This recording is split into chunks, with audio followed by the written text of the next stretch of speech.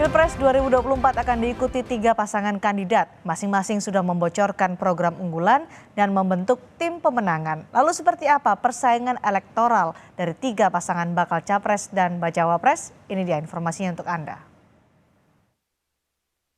Genderang kontestasi Pilpres 2024 telah ditabuh. 3 pasang kandidat telah resmi mendaftar ke KPU. Pertama pasangan Anies Muhaimin berbarengan dengan Ganjar Mahfud. Lalu yang terakhir pasangan Prabowo Gibran. Lalu seperti apa peta persaingan memperebutkan kursi RI 1?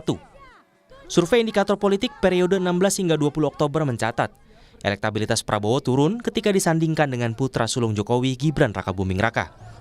Sementara suara Anies naik setelah berpasangan dengan Ketum PKB Muhaimin Iskandar. Suara Pak Prabowo ketika bergandengan dengan Gibran agak turun, ya. Dari 37 ke 36,1%. Suara Ganjar ketika berpasangan dengan Pak Mahfud dan kemudian disodori lawan dari Pak Ganjar adalah Prabowo Gibran dan Anies Muhaimin, sebagian pendukung Ganjar lari ke TTTJ, tidak tahu tidak jawab. Mungkin ada yang mulai mikir, loh kok Gibran di sana gitu kan.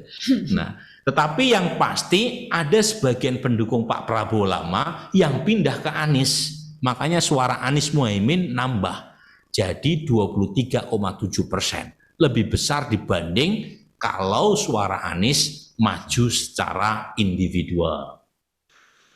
Sementara itu, Direktur Eksekutif Lembaga Survei Indonesia Jayadi Hanan menyebut terpilihnya Gibran sebagai pendamping Prabowo sejatinya bukanlah kejutan. Namun yang jadi pertanyaan gini, apakah pengaruh Jokowi pada elektabilitas Prabowo Gibran akan menguat? Sebab sebelum pengumuman Gibran, publik menganggap Presiden mengendorse 2 nama, Ganjar dan Prabowo. Yang tadi yang menarik, apakah pengaruh Jokowi sekarang akan lebih kuat ke Prabowo Gibran atau tidak gitu? Karena sampai sebelum, paling tidak sampai seminggu terakhir lah, itu publik itu menganggap ya bahwa itu mengendorse 2 nama, yaitu Prabowo sama Ganjar. Nah itu 2 itu yang apakah kita akan lihat sebulan ke depan misalnya ketika Gibran benar-benar sekarang udah jelas Gibran kan, berarti Jokowi jelas sudah berada di posisi Prabowo kan gitu. Apakah itu akan memberikan dampak positif, menarik lebih banyak pendukung Jokowi atau tidak gitu. Tapi pada saat itu jangan lupa ada pertanyaan lain. Apakah itu seperti kata Mas Toto tadi, apakah itu menimbulkan efek negatif? Pasca putusan MK soal syarat peserta Pilpres 16 Oktober kemarin, Lembaga Survei Indonesia dan Indikator Politik menggelar jajak pendapat simulasi 3 pasangan kandidat Pilpres 2024. Dalam survei LSI, pasangan Prabowo Subianto Gibran Rakabuming meraih elektabilitas sebesar 35,9%.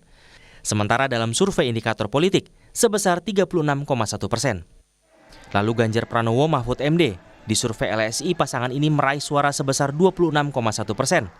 Sedangkan di survei Indikator Politik sebesar 33,7%. Sementara dalam survei LSI, pasangan Anies Baswedan Muhaimin Iskandar meraih suara 19,6%. Dan di survei Indikator, elektabilitas pasangan ini sebesar 23,7%. Masih ada 4 bulan lagi menuju pemilihan suara. Suara pemilih masih dinamis. Publik akan melihat apa yang ditawarkan bakal pasangan capres dan bacawa pres jika terpilih nanti. Tim Liputan, Kompas TV.